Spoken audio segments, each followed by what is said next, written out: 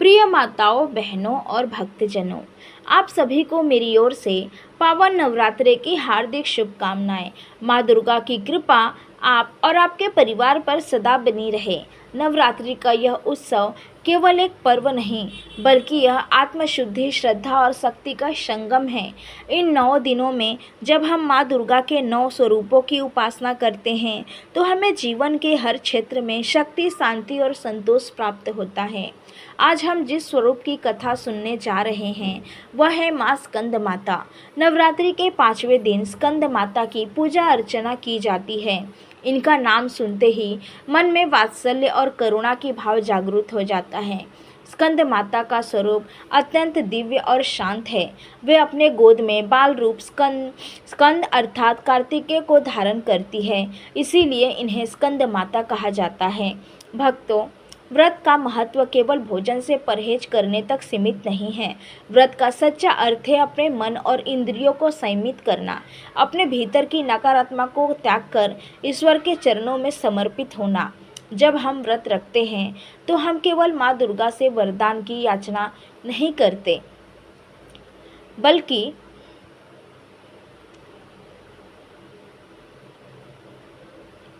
अपने भीतर छिपी आंतरिक शक्ति को भी जागरूक करते हैं। यह व्रत हमें यह सिखाता है कि जीवन में कितनी भी कठिनाइयाँ क्यों ना आए, यदि हम धैर्य और श्रद्धा से माँ का स्मरण करें तो हर संकट सरल हो जाता है। अब आइए श्रद्धा और भक्ति के साथ हम माँ स्कंद माता की पावन कथा की ओर बढ़ते हैं। यह कथा उस काल की है जब देवताओं और असुरों के बीच निरंतर युद्ध चल रहा था। असुर अपने बल और अहंकार के कारण तीनों लोकों में उत्पात मचा रहे थे। देवताओं को स्वर्ग छीन गया था और चारों ओर अधर्म का बोलबाला हो गया था।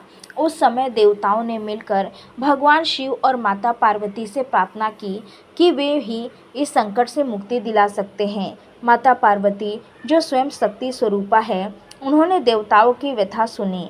तब भगवान शिव और माता पार्वती के तेज से एक दिव्य बालक का जन्म हुआ।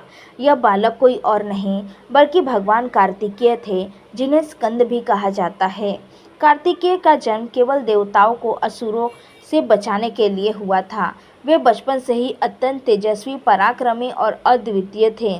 उनके शरीर से दिव्य प्रकाश निकलता था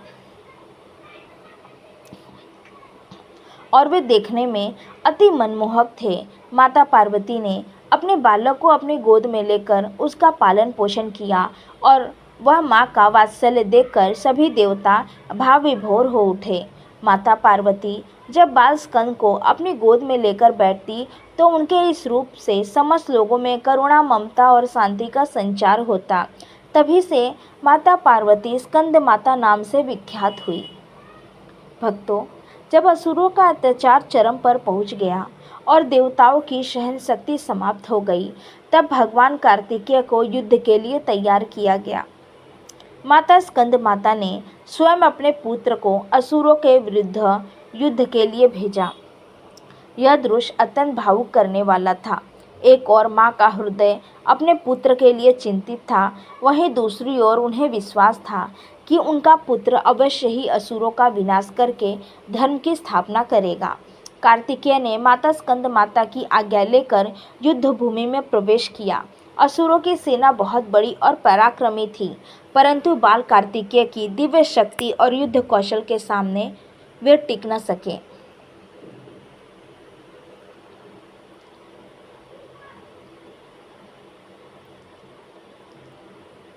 कार्तिकेय ने अपने दिव्य भाले और पराक्रम से असुरों का संहार किया और देवताओं को पुनः उनका अधिकार लौटाया। इस प्रकार कार्तिकेय ने असुरों को पराजित कर धर्म की रक्षा और देवताओं को उनका स्वर्गलोक वापस दिलाया। देवता प्रसन्न होकर माँ स्कंद माता और भगवान कार्तिकेय की स्तुति करने लगे। माँ स्कंद माता का यह रूप हमें सिखाता है कि जब कोई भक्त सच्चे मन से भक्ति करता है, तो माँ अपने पुत्र समान उसकी रक्षा करती है और उसे विजय दिलाती है। प्रिय भक्तों, इस कथा में हमें माँ के वात्सल्यमयी करुणा भी दिखाई देती है और साथ ही उनका पराक्रम भी। वे केवल दयामयी माता ही नहीं बल्कि अपने भक्तों के लिए युद्ध करने वाली शक्ति स्वरूपा भी है। भक्तजनों, माँ स्कंद माता के स्वरूप की महिमा अपरंपार है। उनके हाथ में कमल का पुष्प है, दूसरे हाथ से वे आशीर्वाद देती हैं और शेष हाथों से वे वस्त्र धारण किए रहती हैं। उनका वाहन सिंह है जो वीरता और शक्ति का प्रतीक है। वे अपने पुत्र स्कंद को गोद में धारण करती हैं, जिससे यह स्पष्ट होता है कि जो भी भक्त माँ की शरण में आता है वह उनकी संतान के समान होता है।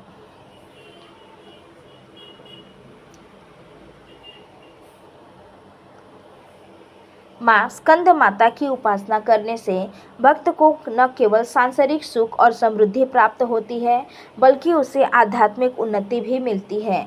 ऐसा माना जाता है कि जो भक्त श्रद्धा और विश्वास के साथ माँ स्कंद माता की पूजा करता है उसके जीवन से सभी संकट दूर हो जाते हैं।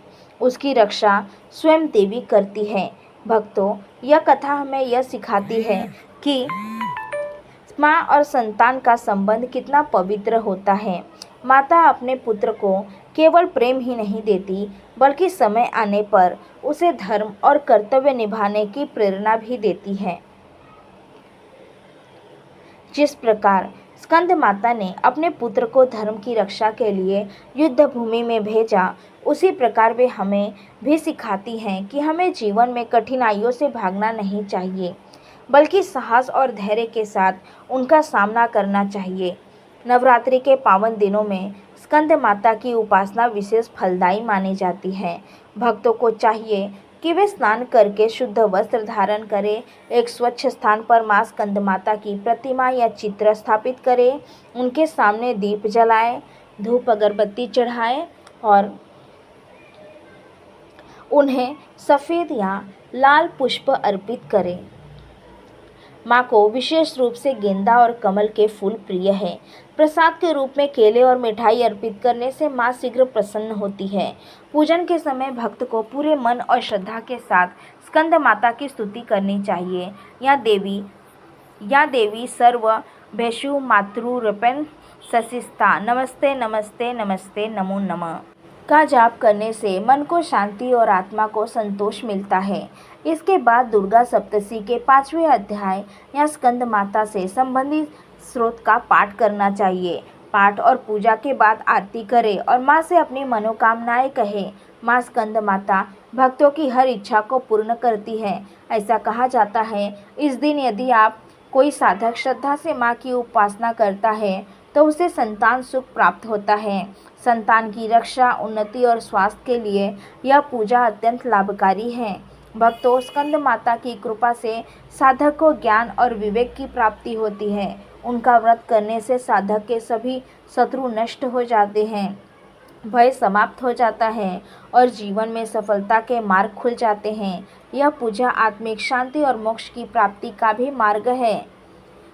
मार्ग प्रशस्त करती है। आइए हम सभी एक साथ माँ स्कंद माता का स्मरण करें और उनके चरणों में अपनी श्रद्धा अर्पित करें। माँ हमें शक्ति दे कि हम अपने जीवन की हर कठिनाई का साहसपूर्वक सामना कर सके और सदैव धर्म और सत्य के मार्ग पर चल सके। भक्तों, तो ये थी माँ स्कंद माता की पावन कथा। यदि यह कथा आपके हृदय को स्पर्श कर गई हो तो इसे दूसरों के साथ अवश्य साझा करें ताकि अधिक से अधिक लोग माँ की महिमा का लाभ उठा सकें। इस वीडियो को लाइक करें और हमारे चैनल को सब्सक्राइब करना न भूलें ताकि हम आपके लिए ऐसी ही और भक्तिमय कथाएं लेकर आते रहें। अगली बार हम नवरात्रि के अगले स्वरूप की कथा के साथ आपसे फिर मिलेंगे। तब तक के लिए माँ का नाम जपते रहिए और जीवन सुखमय बनाए रखिए।